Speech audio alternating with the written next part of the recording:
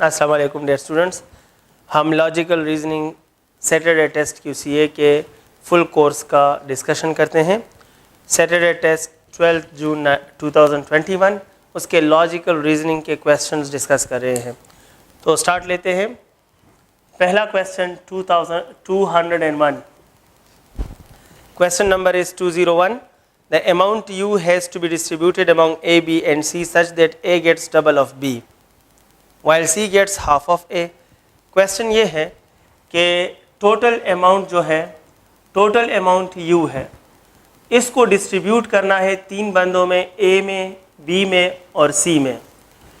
Distribution ऐसे होगा कि इसको मिलेगा डबल ऑफ B, इसको डबल ऑफ B मिलेगा, जबकि इस पे पाबंदी है कि ये A का हाफ लेगा, C जो है वो A का हाफ लेगा। तो बताओ कि इनमें से कौन सा ऑप्शन ठीक है। आसान सी बात करते हैं, गौर करें। इसको सॉल्व करने का तरीका ये है कि सैम्पल से वैल्यू निकाल लें। फ़र्ज़ करो हमारे पास टोटल वैल्यू 100 हो, फ़र्ज़ करो टोटल वैल्यू 100 हो, वैसे फ़र्जी बात है।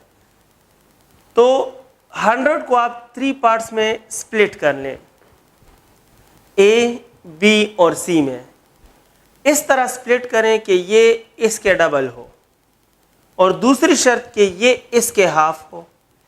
तो फ़र्ज़ करो मैं इसे 50 कह देता हूँ। तो इसका मतलब है कि ये डबल होगा तो ये सिंगल मीन कि ये 25 होगा। अब अगर ये 25 है तो इसके लिए कितना बचता है, इसके लिए टोटल 100 है तो इसके लिए भी 25 बचता है।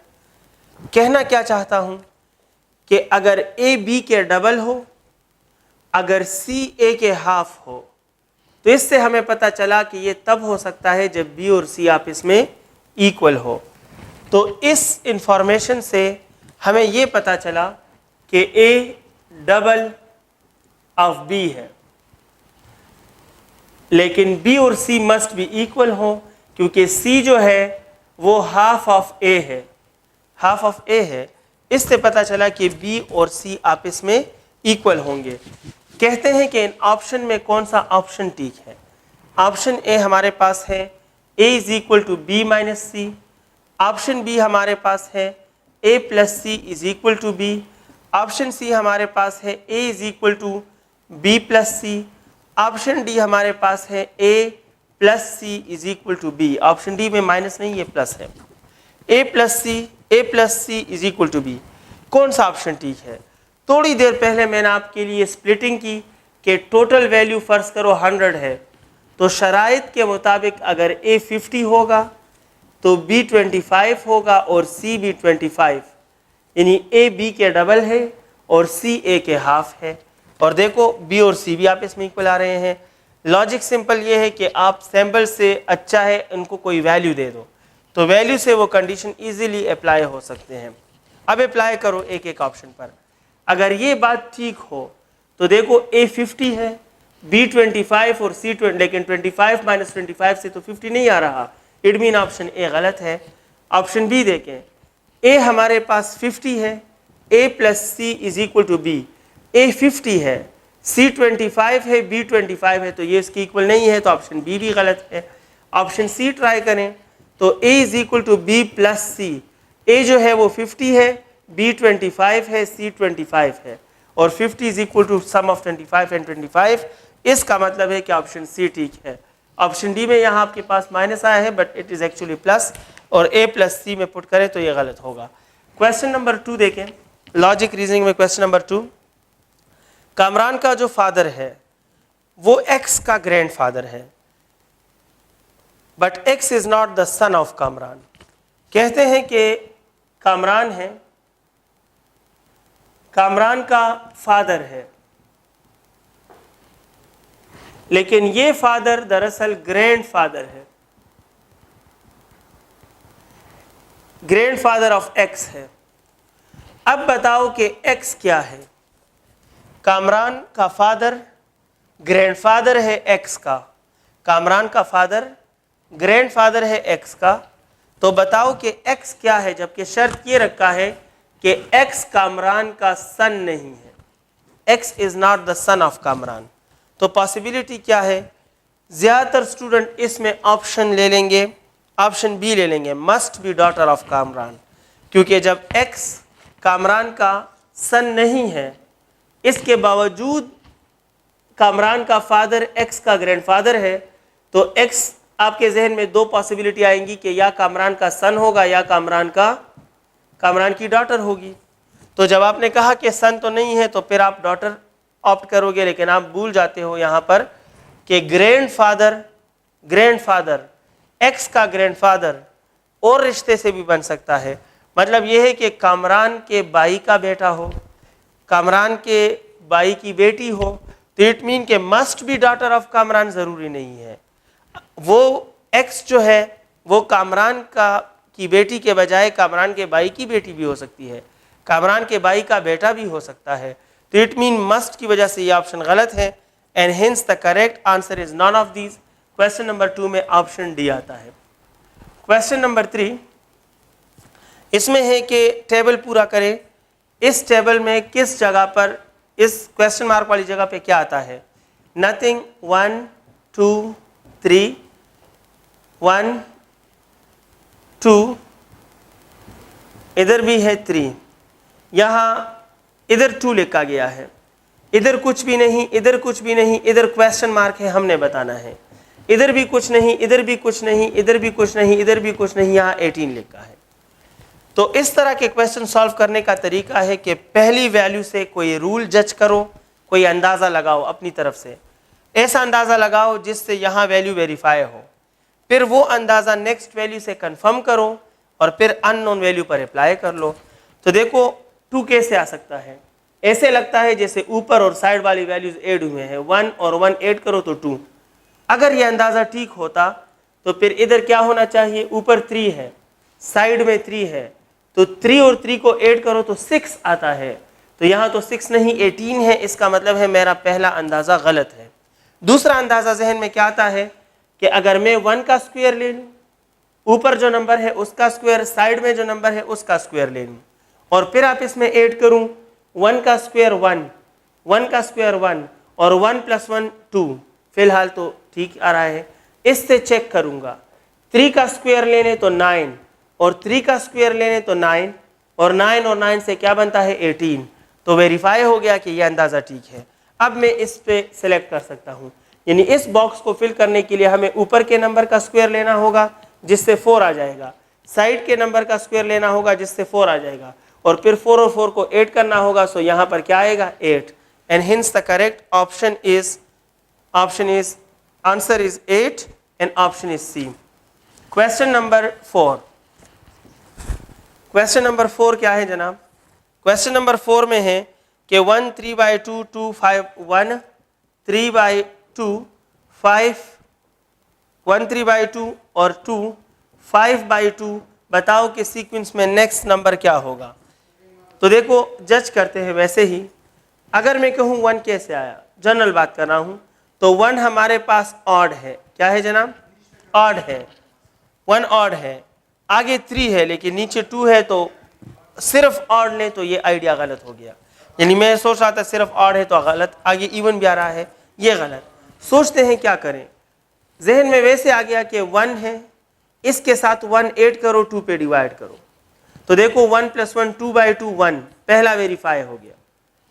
अब दूसरे नंबर पे 3/2 कैसे आएगा? जहन में आ रहा है कि 1 के बाद 2 की बारी है, 2 में 1 ऐड करो, 2 पे डिवाइड करो, तो देखो आपको 3/2 मिला। यानी आइडिया कंफर्म हो गया कि सीक्वेंस इस तरह बनाया है कि एक एक नंबर के साथ 1 ऐड करो, 2 पे डिवाइड करो। तो देखो इस 1 के साथ 1 ऐड करो, 2 पे डिवाइड करो 1, 2 के साथ 1 ऐड करो, 2 पे डिवाइड करो 3/2। अब इस 2 को वेरीफाई करें तो कहो सर 2 के बाद 3 की बारी है, 3 के साथ 1 ऐड करो, 2 पे डिवाइड करो, तो 3 + 1 4/2, तो बिल्कुल 2 आता है। अब तो कंफर्म हो चुका है। 5/2 को देखे, 4 के साथ 1 ऐड करो, 2 पे डिवाइड करो, तो 5/2। अब बताओ शाबाश, खाली ब्लैंक में क्या होगा?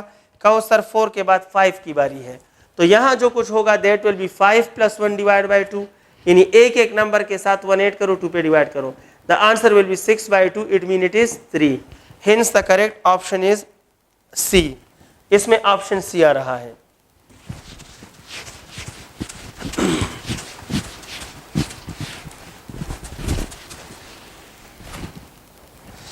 नेक्स्ट हमारे पास है question number 205. We are going to discuss 205. The difference of two numbers is 4. अगर एक नंबर x है तो दूसरा नंबर क्या है? देखो, difference of x and y is equal to 4. कहते हैं कि अगर एक नंबर x है तो दूसरा नंबर y क्या होगा? तो ज्यादातर स्टूडेंट इसमें 4 प्लस x ले लेंगे, लेकिन लॉजिक इसमें यह है कि डिफरेंस दो तरह का हो सकता है. x माइनस 4 भी 4 हो सकता है और y माइनस x भी तो 4 हो सकता है. यानी x माइनस y भी 4, y माइनस x भी 4. तो इससे y मालूम करोगे तो x plus 4 is equal to y, और इससे y मालूम करोगे तो y is equal to 4 plus, इससे मालूम करोगे, अगर x माइनस y से मालूम करोगे तो y is equal to x minus 4 बनता है, और इससे मालूम करोगे तो आपके लिए बनेगा ये 4 प्लस x बनता है. इट मीन कि x प्लस 4 भी ठीक है, x माइनस 4 भी ठीक है, तो बोथ A एंड B. इसमें ऑप्शन डी ठीक है. Question 206. To convert a 10 feet sheet into 10 pieces. ये हमारे पास 10 फीट का है, इसको 10 टुकड़े करना है. कट्स कितने लगाएंगे?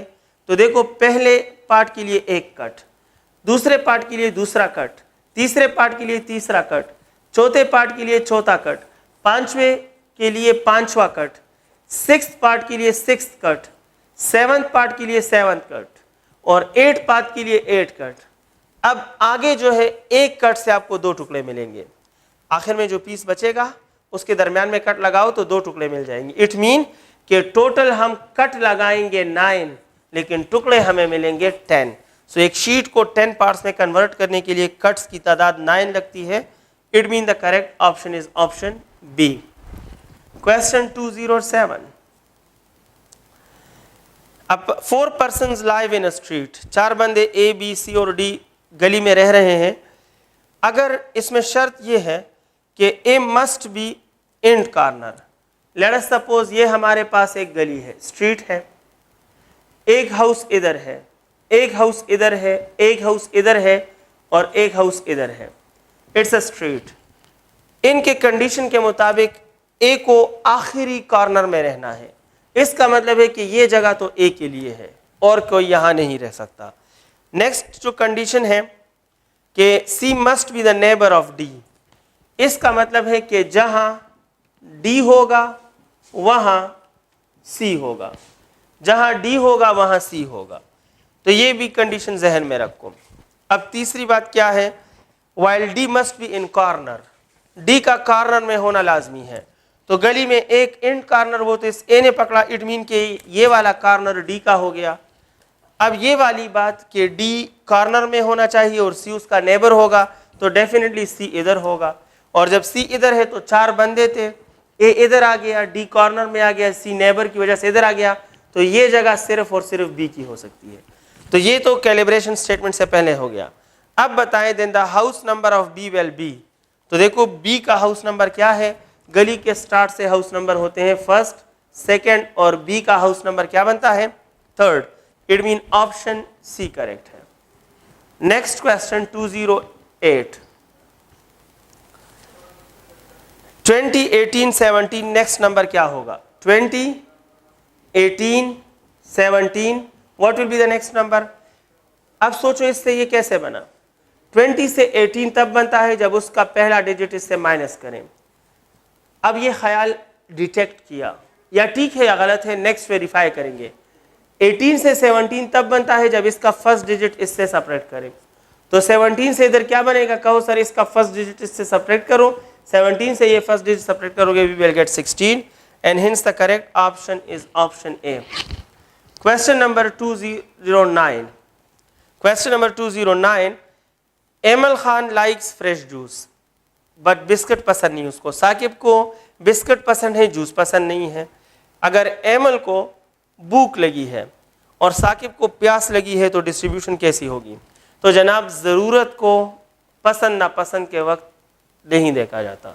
सॉरी, पसंद नापसंद को ज़रूरत के वक्त नहीं देखा जाता. तो अगर साकिब को प्यास लगी है और उसे जूस पसंद नहीं है लेकिन वो पिएगा, और अगर एमएल को भूख लगी है और उसे बिस्किट पसंद नहीं है पर कोई और चीज़ नहीं तो वो खाएगा। इट मीन के एमएल जो है वो बिस्किट लेगा और साकिब जो है वो जूस लेगा। इट मीन ऑप्शन क्या ठीक है जनाब? ऑप्शन साकिब जूस लेगा, ऑप्शन ए ठीक है। 209 में ऑप्शन ए ठीक है। उम्मीद है आप समझ गए हैं। पसंद नापसंद को ज़रूरत के वक्त नहीं देखा जाता। Question 210 the last question of logical reasoning, और वो है कि सीक्वेंस है भाई, एक x है, एक x प्लस 1 है और एक x प्लस 4 है। बताओ नेक्स्ट क्या होगा?